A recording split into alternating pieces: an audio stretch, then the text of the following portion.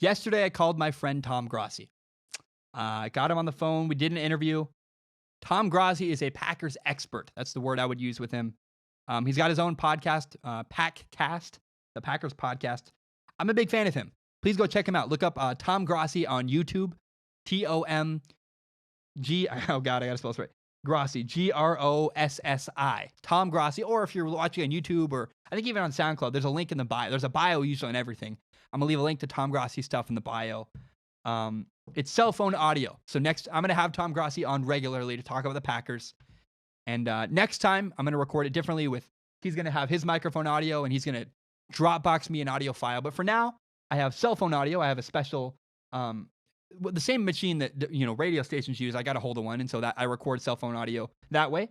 And we had a great conversation. I learned a lot about the Green Bay Packers. They are a really intriguing football team coming up. And again, Tom is just a great human being. And so, it's just going to end. This is going to end really abruptly, and the interview is going to start really abruptly. But please enjoy my interview with Tom Grassi.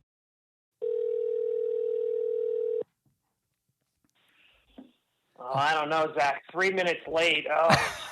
Oh, man. It's not off to a good start, man. I mean, listen, I was only going to give you 5 minutes, and I was just going to, fly through some stuff. And, now we're down to 2. So,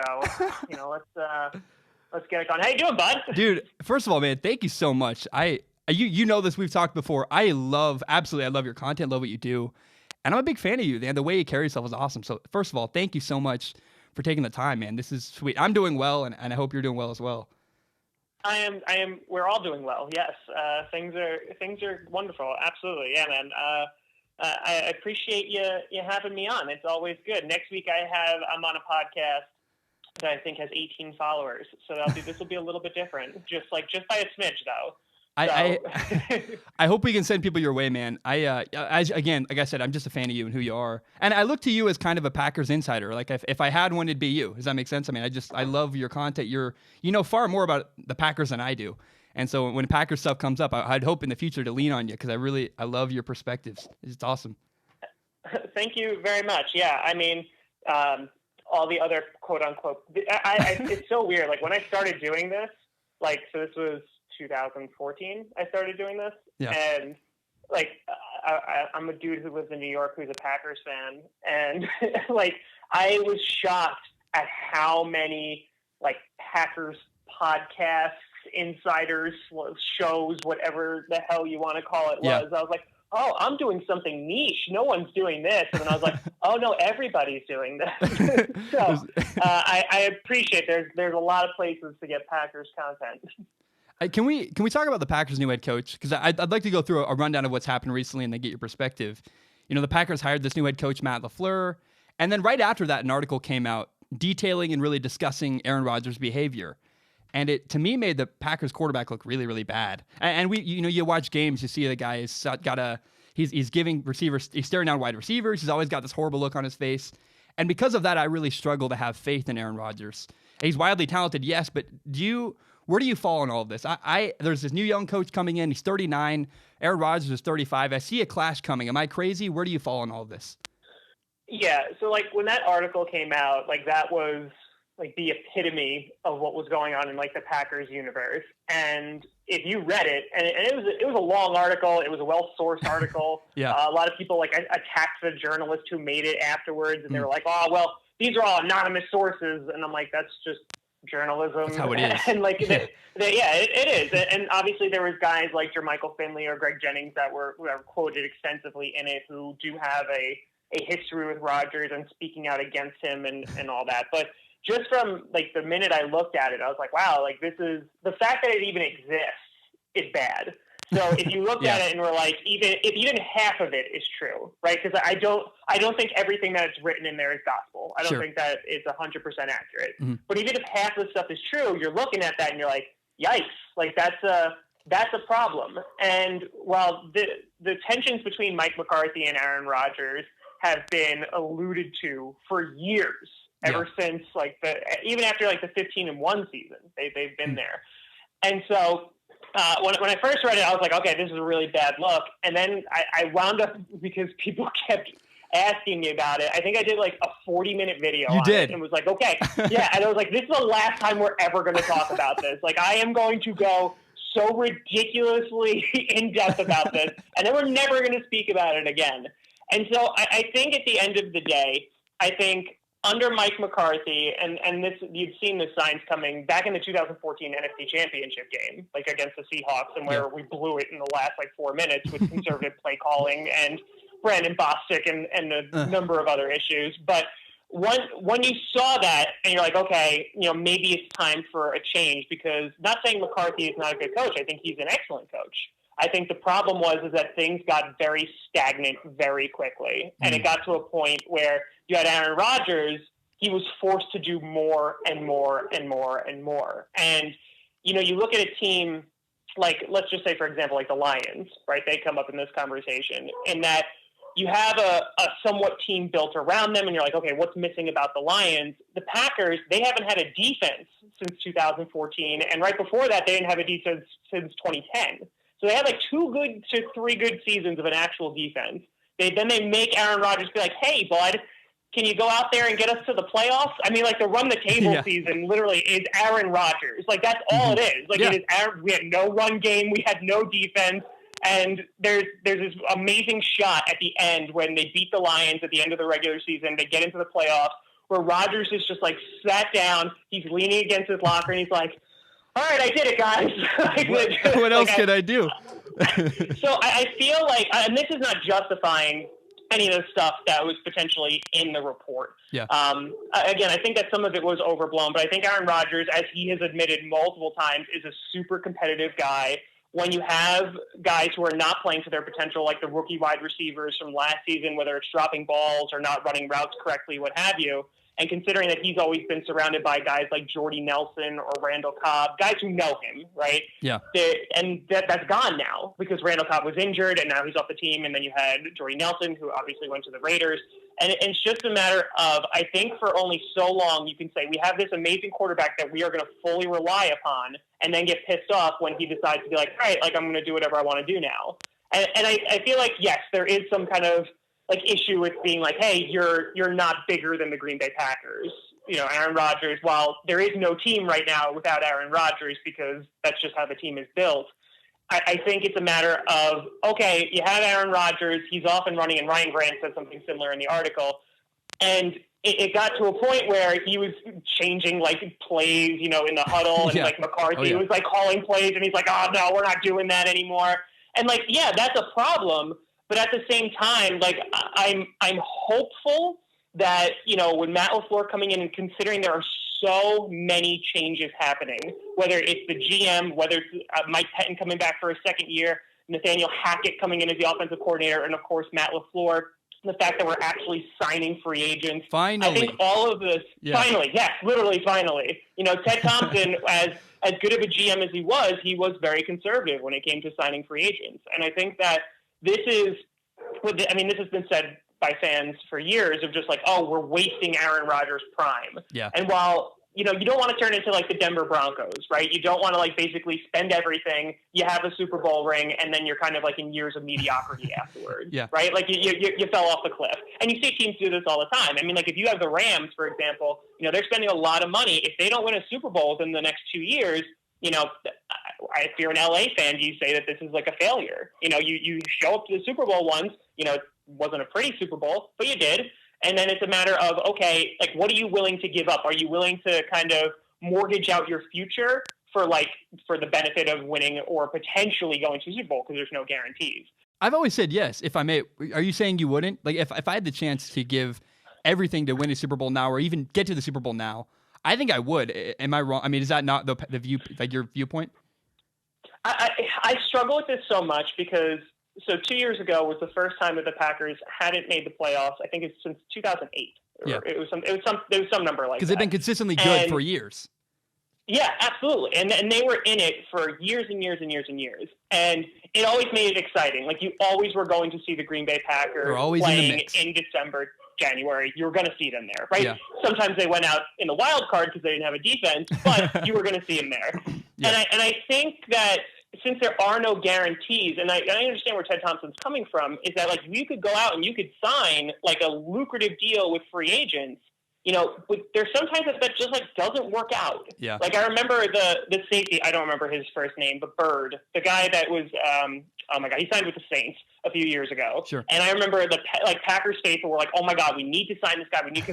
We had no safety. So it was definitely a valid argument. But the Saints overpaid him, gave him a crap ton of money, and he didn't do anything for the Saints. And so, like, free agency is you don't get Khalil Mack falling in your lap every day. And so I feel like just because you're super aggressive in free agency doesn't necessarily equate to success. And so the fact that Gutekunst is going out and he's like shoring up all of his bets and being like, okay, we got all these people now. Yeah. Now let's make a run for it. I think you're going to see a very different Green Bay Packers team than you have seen in previous years, because I talked to Mark Murphy about this, and I said, how can the Eagles or the Vikings with their backup quarterback go to the NFC Championship game / win a Super Bowl when our starting quarterback goes down and we literally don't have a shot?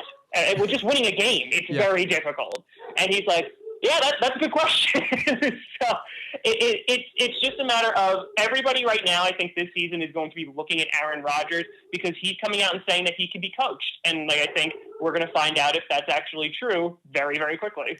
Yeah, I look at the Packers and I see a way that it all works out. Right, I'm skeptical. I'm not a fan of Rodgers, his behavior necessarily in the past. But you look at, there's an article recently that came out, Devontae Adams is really excited. And I do believe Matt LaFleur is going to create a creative offense that takes less pressure off Aaron Rodgers to make great throws and gets guys far more open the same way that the Rams, you watch the Rams, they have guys wide open because of their scheme and their design. I think Matt LaFleur could do something similar. And now let's shift into their free agent moves because I really love what the Packers did in free agency. Bringing in Zadarius Smith, Preston Smith, two guys who edge rushers from the outside. They brought in Adrian Amos, safety from the Bears. They really bolstered their defense. At least that's the appearance to me. And it seems like they fixed their two giant problems. Their defense has some new players. They're going to bring a new look defense, and they're going to have a better offense that relies less on Rodgers. There's a way this all works out. Does that seem right to you? Yeah, 100%. I think if you're a Packers fan heading into the season, you're optimistic, and as optimistic as you have been in the past couple years. I mean, obviously 2 years ago, the Packers go 7-9, but under Aaron Rodgers, they were 4-1 before he gets, his collarbone broken by Anthony Barr. And then last year, I think was a real slap in the face for every single Packers fan, because every time that we didn't make the playoffs or we really struggled, it was, Aaron Rodgers is not playing, right? Like he's injured or he's not there. Obviously, you had the injury week 1 against the Bears, but he was out there every single week. Yeah. And for you to not make the playoffs with an Aaron Rodgers-led team, I think that opened a lot of eyes, and even potentially to the front office saying, okay, this isn't sustainable anymore because you relied on this guy for so long. We need to give him help. This team's not about Aaron Rodgers. At the end of the day, Aaron Rodgers is going to eventually retire, hopefully when he's 95, but he's eventually going to retire. And if that happened today, we're screwed, and we're in the dark ages. We are in the cellar. It's bad. That's just the reality. Yeah, you couldn't win without him. I've been saying that for years. Yeah. You couldn't. You literally could not win without him. Obviously, Deshaun Kaiser. I don't know about Deshaun Kaiser. But before that, you had Mike McCarthy being like, well, we got Brett Hundley. And we're like, that means nothing to us. Yeah, exactly. You're like, okay, and because listen, Brett Hundley, before he actually played regular season football, he was a really good preseason guy, and he was throwing touchdown after touchdown, and he was chewing lots of bubble gum, and you're like, oh, okay, here we go. And people were, I swear, people were like, oh, you better, you get bench Rodgers when he's not doing well. These were actual things that were being said by Packers fans. And they're like, put Hundley in. And we had a season of Hundley, and we're like, we have made a terrible mistake, just the worst mistake possible. Yeah. And so I think now, obviously we got rid of HaHa Clinton-Dix last year, which I think was a great move. Why do you think that? Why do you think so? Because I think that he never met the expectations for being a first-round pick for the Packers. He was always a disappointment. We wanted him to be exactly, and that's the thing. It wasn't that he didn't make plays, because he did. He had a bunch of interceptions. He had a lot more interceptions than Adrian Amos. That wasn't the thing. It was just that the ebbs and flows, he was either really good or really bad. Yeah. And so like you could even see like when he went to Washington, like I think he was playing against Dallas, like he got burnt bad for like I think like an 80-yard touchdown at one point. And that's the kind of Clinton Dix that you had. What I love about signing Adrian, and the one reason I do love it is because we got a 4th-round pick, and he was a free agent at the end of this year. Yeah. So, like, I love the value that we got for him. But at the end of the day, getting a guy like Adrian Amos, I don't know if he's a Pro Bowler, right? Because we'll see. I don't think so right at this moment. But I think the biggest thing that Amos brings to that backfield is just some damn consistency. Yeah. And that has been lacking for so long. And listen, like, I love guys like Tremont Williams, but they're 105 years old. You know, they're a Band-Aid to the problem. Yeah. And a guy like Adrian Amos just brings that consistency. You draft a guy like Darnell Savage, and you bring him in who is that hard-hitting ball hawk who will make those big plays that Amos won't make, but he will be like that anchor in the backfield. So I absolutely love that signing for the safety position, because we went from safety being like one of our worst positions to now pretty damn solid. So I'm actually kind of looking forward to our defense, which is something I never said. Oh, probably feels really good as a Packers fan, because that's been a stain on your guys. Oh, it's been for years. It's been awful. You know, it's funny looking back on Clinton Dix. Even in college, like his scouting report said, this guy's a high risk, high reward player who makes outstanding plays, and then sometimes just gets badly beat. He's out of position because he's a kind of defender who will take risks, similar to Marcus Peters actually with the Rams. One plays safety, one plays corner, but they take more risks to try to get bigger plays, and often it costs them. And so I love that. I never thought of that. Adrian Amos is a more consistent package and safety that he brings to the Packers defense. That's awesome. That's really, really cool. Do you have any other insight? Go ahead. No, I said like I'm super stoked about that, and I think like even the signing of like the rushers with the Smith. Yeah. The number one stat that stood out to me immediately was that both Smiths combined had more pressures on the quarterback last year than all of the Packers defense. So I was like, yeah, okay, I'm sold. Like, you know what? I know we gave them a crap ton of money and gave a lot of money up front, but I'm okay with that because you have guys like Kyler Fackrell who had a breakout season last year, who, you know, got double-digit sacks, and that's wonderful. That's great. I don't think he's the future of that position, though. And I think you bring in guys who have established themselves. We're paying them for their potential. It's not necessarily their body of work that they've already done. But I'm excited to see what this Packers defense brings. And I think Mike Pettin, who now has a number of talented players, is going to throw a whole lot of different schemes and offenses. And I'm kind of excited to see what it looks like. Well, they're also front-loaded deals. So if they don't work out early on, you can cut ties with them later. And it'll cost you early, but I actually like the way they structured their contracts with both of those guys. Yeah, no, I agree. I think it's like a typical Packers thing, and what I think it speaks to me again is that we're starting to venture into that. Okay, we need to win while we still have Aaron Rodgers on this team, but we're not going to bankrupt ourselves, you know, because we want to stay in it. You know, we're not going to pay like $84 million guaranteed to a quarterback or anything. No idiot would do that, but. Vikings. It's just a matter of like, okay, I think now we actually have a defense that could potentially be threatening in some way, shape, or form. Well, we're talking about pass rushers. Can we shift gears now to the draft? Because the Packers drafted Rashan Gary, a defensive end out of Michigan, and the pick surprised me, but not for the reason everyone in the media was like, oh, he shouldn't have been rated that high, and I don't care about ratings. What surprised me more was that they addressed both of those with Preston Smith and Zadarius Smith. They addressed the problem of having edge rushers in free agency. And is it a bit redundant? Am I crazy? Like, why do you think they drafted Rashan Gary? And do you think it's redundant to you? Okay, so I did a thing on Rashan Gary, and what I personally, and obviously he got double teamed a lot. That was a thing, and then that will lead to a lesser performance, absolutely. And he also had an injury, whatever. But the thing that I didn't like about Rashan Gary, just looking at his tape, was that he had that quickness, he had that speed, but unless he got to that quarterback, like when he was able to get around the tackle, that was it. He constantly got pushed to the outside, which I wasn't a huge fan of. Yeah. But that being said, when we're talking about if it's redundant, I don't think it is, just because I think it's kind of looking at the future of like within the next year of what that defense is going to be looking like. So, for example, like we have Mike Daniels, right, who is like our staple defensive end, and he only has one more year on the contract. I don't think the Packers are going to re-sign him next year. I don't think he's going to be on the team. Yeah. And then right behind him, you have Dean Lowry, who, he has his moments, but not the future of that position. And then obviously we got rid of Clay Matthews, right? And so if you look at this, Zadarius Smith is probably going to line up on one side as a defensive end, and then you're going to have Mike Daniels on the other. I would assume that you're going to have, like, maybe the left outside linebacker will be Preston Smith.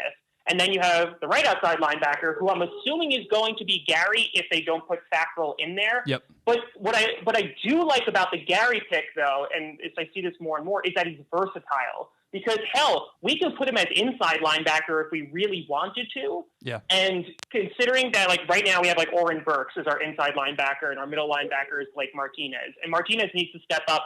And I liked Oren Burks a lot coming out of college, but he hasn't really lived up to that either. So I think this is a matter of, okay, we signed two guys, right? We got them out of free agency that we know can play. Now let's get this third guy in here. We'll move him around the field, and wherever he can do the most damage, he'll do the most damage. And worst case scenario, if, for a year he's not like this bona fide stud because he's not in the right position, then you have next year where another defensive end spot opens up with Mike Daniels leaving, and you can always fill him in there or throw the Smith in there and then move him to outside linebacker again.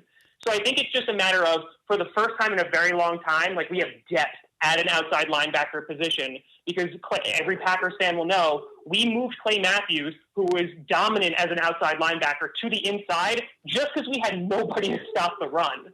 And so now that there's actually some depth at that position, while I can see it being somewhat redundant, I see it more as like a depth pick. And that might be a little bit high for, the number 12 pick in the NFL draft. But, if Gary pans out, then I think we're in good shape. Also, I'd love to explain for people who may not know football as well. There's a way to get all three, both the Smiths and Rashan Gary, on the field at once. The Packers run a 3-4, which means that they have 3 down linemen and 4 linebackers. So 2 guys and a defensive end roughly position lineup head up on tackles. A defensive tackle lines up on the center. 2 interior linebackers have the center, the both guards responsibility for that gap.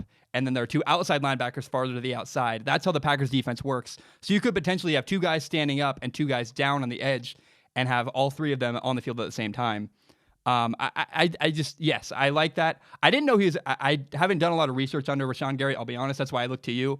I like the fact that he sounds versatile, and I'm excited to see how they use him. And I think, is there anything in preseason you would look forward to with the way they run their defense and with the way they line things up? Do you think, I guess maybe, I don't know how you would answer this, you haven't prepared for this, but I'm excited to watch in preseason how they line guys up, and I'll do a story on it very early in the year if I can, because that's what most fascinates me, is how they get all of those guys on the field at the same time.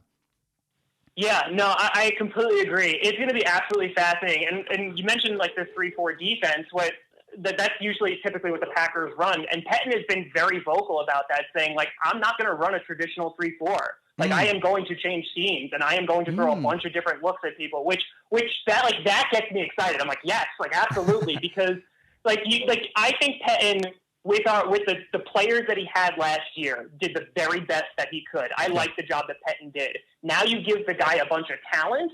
Like, I'm really excited to see what he does, because our nose tackle, right, Kenny Clark, I love that man. He's so young, and he's just dominant at that position. Yeah. And I think it's just a matter of whether you have all 3 of them on the field at once, or hell, I mean, like, if you have a rotational kind of deal going on too, like, and you just have consistently these vicious pass rushers going for the QB, I mean, like, they'll never get a break. Like, I see this kind of as a win-win either way, whether you see these guys as 3 down players or the rotational guys and just keeping them fresh. I think we have that opportunity now, and we have that potential. And so with that opens up the door for a number of different schemes. It opens for a number of different looks. And that's what I think I'm most excited about. So yeah, I'm really curious to see just where people are going to line up in preseason. I'm curious to see if they're just going to throw Gary on the outside, if they're going to push him to the inside, if they're going to put him down as a defensive end, because for him, it seems like the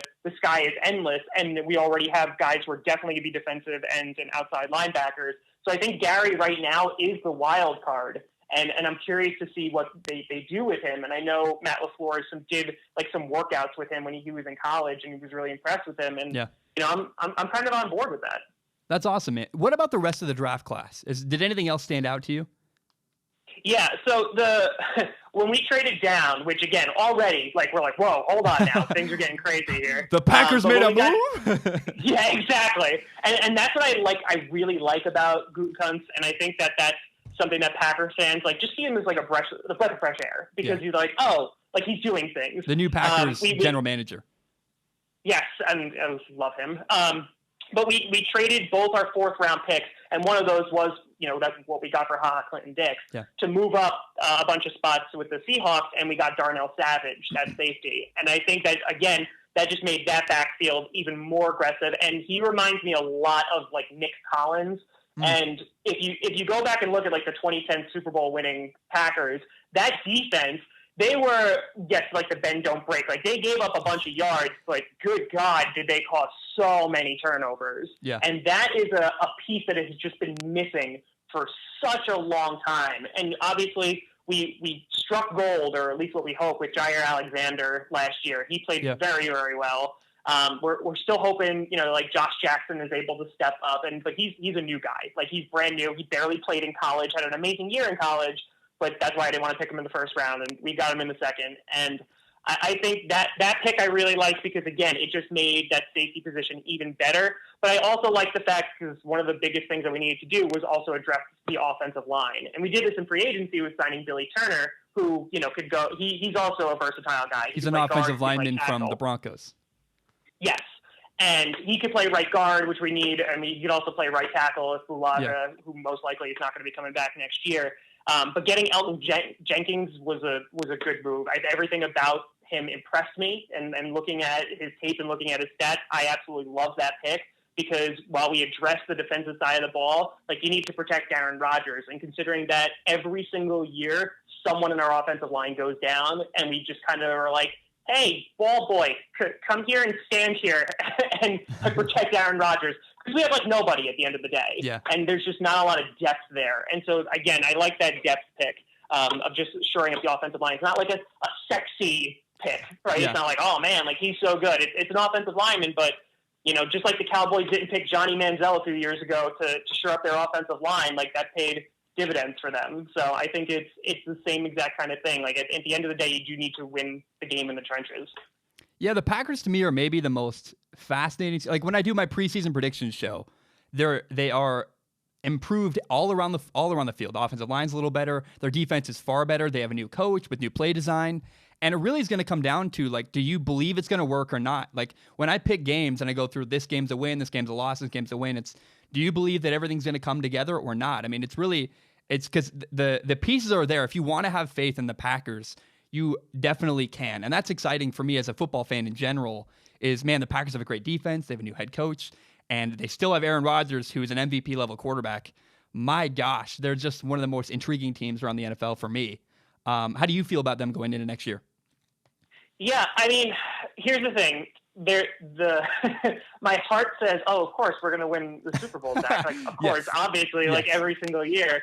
But, I mean, I also wouldn't be completely surprised if we don't make the playoffs. And I know a lot of people will be upset about that. Yeah. But, all the things that you just said, as they can be taken as positives, I think they could also be huge wild cards, and that you do have a brand new offensive coordinator. You have a brand new head coach. You have a bunch of brand new players. And while there's a lot of good stuff to look forward to, at the same time, like when we drafted every wide receiver in the draft last year, and everyone's like, oh man, look at all like the potential that these guys have, and they're going to be such these big playmakers, and they didn't.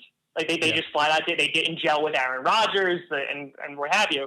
And they relied just on Devontae Adams. And even like you have articles coming out this week saying like Devontae Adams that Rodgers wants to give him the ball even more. So, because that's his one guy that's left. Yeah. It's him, and I think the other guy who's going to have a huge year is Geronimo Allison. He was on his way to having a really good year last year, and then he got injured. But, like, those two guys are the familiars. They're the guys who have been there with Aaron Rodgers. Aaron Rodgers knows what kind of routes they're going to run, what they're able to catch, et cetera. And while I think that some of these receivers are going to take, like, that sophomore step, I think it is very contingent on, are they going to be able to adapt? But again, I wouldn't be surprised if Aaron Rodgers doesn't put up amazing numbers, and that might not necessarily be a bad thing because Matt LaFleur and Hackett are all about running that ball. And they are talking about, doing it by committee. Obviously, they drafted Dexter Williams. They already have Jamal Williams. And, of course, they have Aaron Jones.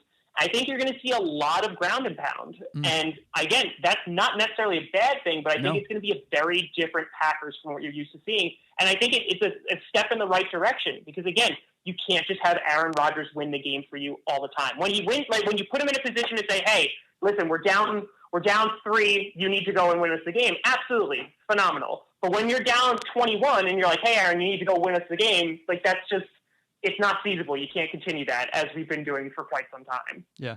Well, Tom, that's all I have, man. We did 29 minutes, almost 30 minutes, man. Thank you so much. I'm such a big fan of you. And I really appreciate you taking the time to sit down with me and do a phone call and get it on the show. I just want to say, man, I remember when I started making content, you were out there. And I've always looked up to you and admired you, the way you make content and the way you carry yourself and conduct yourself online is just totally admirable. And I think on the YouTube sports community, especially when it's football-related content, you are an absolute role model to me, and I think an absolute role model to everyone else around YouTube. And I just am so honored to have you on the show, and I'm such a big fan of you. And I hope you know that if you ever need anything, if you ever need an ally, if something goes down, I don't know, I have your back, and I just love what you do. I'm a big fan of you and who you are. Thanks so much, man. I really appreciate that, and I promise if I ever get into a bar fight, I will call you, and I'll be like, "Listen, I know you play quarterback, so let's go. Let's put that arm to the test, and let's start throwing rockets at these people." No, I really appreciate it, and the success that you've had is well earned. The content that you put out is some of the best analytical work that I have seen, especially compared to people who make far more money than we do and get paid to do this stuff, and they don't have their stuff copyrighted every 5 seconds because, we have a 10-second clip from college football in there. No, I really appreciate what you do. I really appreciate, you bringing me on the show, and I wish you nothing but success, but regardless, you're going to find it. So, by the way, before we go, can I ask you a question? That month leading up to the NFL draft, I've never seen anybody push content out. And not only did you make a video every day, you made high quality content for like a month straight. It seemed like every day you made a video. What was that like? I mean, did you just kill yourself? I just was so shocked. I could not believe what I watched. And I know you took a break at a much deserved break. Can you talk about that a little bit? Absolutely. Yeah. So here's the thing. So like right after the season ended, so this year for the show has, as you did, like it went very well. Yeah. And I was like, okay. And I did like some reaction videos that did really, really well. Hilarious. And then the draft came. Yeah. And last year, and I still have people who hound me about this.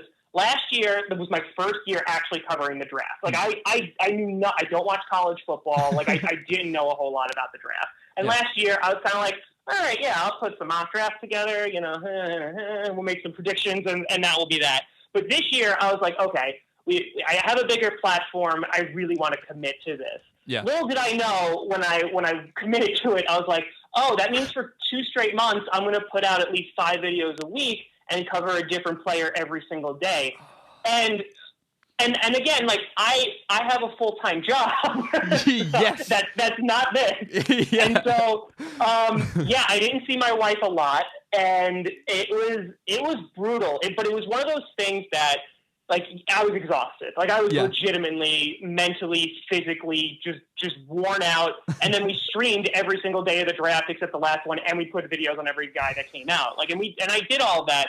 But I have to say, even though, like, I would wake up, 5 o'clock in the morning, go to work, come back at, like, 4 or 5, and then work until about 10 or 11 o'clock every single night, it kind of just got into this, like, consistent groove of, like, oh, and I have to tell you, like, I learned so many things about like college football that I had no idea about before. Like I put out that Devin White video, and I was watching his highlights, and I'm like, man, everyone's so high on Devin White. Let me look at his highlights and see how great he is. And I noticed like his tackling wasn't great, and I was like, oh crap! Like I'm actually going to have to say something that's not going to be popular on this. And you were spot on, by the way, about that. I watched that video. You were spot on. And it was one of those things that, again, like I'm not an analyst and I was very clear about that from the beginning. I'm like, listen, this is my opinion. I could be very wrong, and I'm okay with that, but this is what I'm seeing. And so what I found was cool is that entire first round, I was like, oh, I know that guy who was drafted. Oh, I know that guy. Except like, when the Giants were drafting random people that I had no idea about, like, and they were reaching into the other rounds. But I was like, okay, whatever. But it was cool that I got to get kind of like dive into a new experience, but utterly exhausting in every shape, form, what have you. And it was one of those things that after I was done, like, and the first day that I didn't make a video after 2 straight months of doing it nearly every single day, like, it felt like I was doing something wrong. Yeah. Like, I had like 2 hours of free time and I'm like, what is this? I took a break for spring football and I just felt horrible. It's very weird to take a break and then it's even harder sometimes to get back in. I know that for me, building the rhythm again, when you're going so hard for so long, it's hard to get back into it again. It's a totally weird. I don't think I've ever been through anything quite like it. Yeah, it definitely is. Like the months of like late August all the way up until like February, you're going nonstop. Then there's like a little bit of a break, but then at least that's what I thought. And then it was just 2 straight months of draft stuff. And now I'm in this period of like, all right, like I should do a video, but I also want to sleep so much. Yeah. Did you take Jade out to dinner? I did multiple times and apologized profusely because like she would be like upstairs and she's like, I'm gonna go to bed now, and I was like, all right, I'll be there in like 3 hours. So and it's like 2 in the morning already, like yeah, and like and as you know, when you're the guy, when you're the one doing the research, the filming, the editing, the editing's the worst. It's the worst. If there's one job I could take away, it'd be the editing. But I'm so ridiculously like on top of that, and I'm like, okay, it needs to be done this way and this way and this way. Yeah, I don't know if I would trust another person to edit the way I do. That's the problem. Like, yeah, I've thought about that, and it drives me. Like, I don't think I physically could do it, and they probably could do a much better job than I could. Same. Because this is all self-taught, Like, I still have days where they're like, Tom, we can't hear you. The mic is off, and I'm like, oh, okay, sorry. It's only been 5 years, so I mean, that's the thing though. But when you're doing it all yourself, it's an investment of just time and energy. But I think that's what makes it so rewarding. And I mean, like, even when you and I spoke briefly, before you blew up, and it was one of those things that, a year and a half ago, I'd be super happy if 100 people watched my episode. Like, I was stoked. Like, I remember going up to Jade and being like, we hit 100. Like, and that was like a moment of pride for me. And I still remember the first episode that hit over 100. And I literally was like running around the house. I was so excited. And it's just one of those things that, and obviously as you continue to grow and you get this bigger and bigger platform, it kind of meshes together a little bit. Like, you're like, oh, we're at 20,000. Oh, we're at 30,000. Like, it kind of just like, oh, it's just numbers. Yeah. But like in the beginning, like when nobody's watching your stuff and you are doing the same amount of work, for every single episode, it's one of those things, and people start to watch, like there's no feeling like that of like, wow, like it's a little bit of validation. Like, and you're just like, man, after all this hard work, finally, like someone's noticing. Well, Tom, here's what I'd love to do. I'm going to make a season prediction show in early August. I'd love to let you watch it and then bring you back on to get your reaction to my prediction for the Packers. I think that'd be really fun. And then I'm going to take a month and a half or 2.5 months off, 10 weeks off because I play college football. And around Thanksgiving is when I'll get back into the groove and start making NFL content again. From September to Thanksgiving, I won't make any content.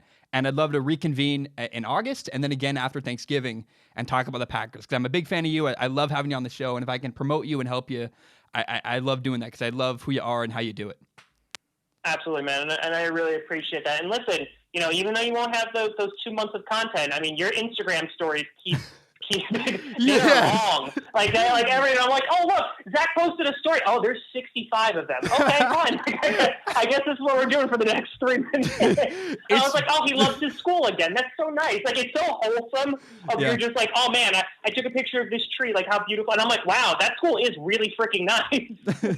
Dude, that's the only way. I just love sharing who I am, man. And I just love being myself. And it's fun that my stories have become a thing. I've actually had companies reach out recently saying, can you wear our t-shirts and drink our drink on the I'm like, am I gonna make money making my Instagram story? Like, what the heck? Oh my god, yes, that's the literal dream. Literal dream. 100%. Well, man, thank you so much. That's all I have, and I just want to say, you're awesome and keep doing what you're doing. Absolutely, man. I appreciate it. And let me know whenever this comes out. And of course, we'll blast it on all the social medias and all that great stuff. But I really appreciate you having me on. Awesome, man. Thank you so much. I'm putting it out tomorrow. We'll talk soon. Thank you so much. Beautiful. Thanks, Zach. Take care, bud. Bye. Oh man, that was awesome. I love Tom Grassi so much. Good dude, and I learned a lot about the Packers today. I think that they are one of the most fascinating teams, and one of the teams that I don't know how to judge them. I don't know if they are, like, when I do my beginning of the season prediction show, in August, my season preview, I don't know what to make of the Packers because they're so on. Like, I can either go really safe and say they're going to be like 8-8 or 10-6, or I could say they're going to be 13-3, or you could even make an argument they'll be 6-10 and be terrible. They're one of the most interesting and intriguing teams, and I still have not figured out in my head how I'm gonna where I'm gonna list them in their division and in the NFC in general. But man, please go follow Tom. He's at Tom Grassi Comedy on every social media. He is legitimately one of the best dudes I know. He's been supporting me since way before when I was at like 1,000 subscribers. He reached out and was very kind to me, and it just shows volumes of who he is as a person and what kind of things. And that interview with him has been a long time in the making. And so, guys, thank you so much for tuning in.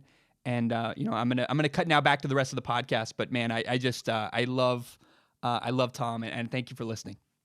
All right, thank you so very much for listening to that. I hope you guys enjoyed it. I enjoyed Tom. His energy as a person is just awesome, right? He just has this radiance. He's a really cool dude. There are dogs barking in the background. I just was like, who cares? It's Tom Grassi at his finest. He's a great human. I truly love the guy. We have kind of like a budding bromance. And please remember to subscribe. First to me, subscribe to Strong Opinion Sports on iTunes and YouTube. I don't know how the hell you're at this point in the podcast, the end, either a 40-minute breakout or the end of an entire 2-hour podcast. Either way, you know where to subscribe to me. But more importantly, subscribe to Tom. Great podcaster, great YouTuber, a guy who does it right and works really hard. And so please help me grow by telling your friends about Strong Opinion Sports. Tell your friends about the show. And do me a favor. Please follow me on Instagram, at Zach Schaumler on Instagram. I'm trying to get to 10,000 followers. It would be a huge help. All right, guys. Love you guys. And bye. I just want to say thank you so very much for tuning in. My name is Zach Schaumler. This is my podcast, Strong Opinion Sports. It is my favorite thing in the entire world. And my dream is to someday build Strong Opinion Sports into a company that I can run as my full-time job. And if you believe in me, if you believe in that dream, please do me a huge favor. Help me grow by telling your friends about the show. Share it on Facebook, Twitter, Instagram, whatever it is. Help me grow by telling your friends about Strong Opinion Sports. Another way you can help if you want to, no pressure.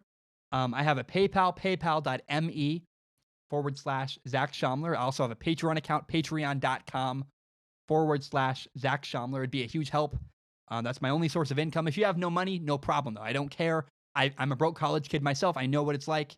If you're living paycheck to paycheck, man, I don't expect anything. It'd be a huge help if you could tell your friends about Strong Opinion Sports. That's the number one way you can help this show, is help me grow by telling your friends about this podcast.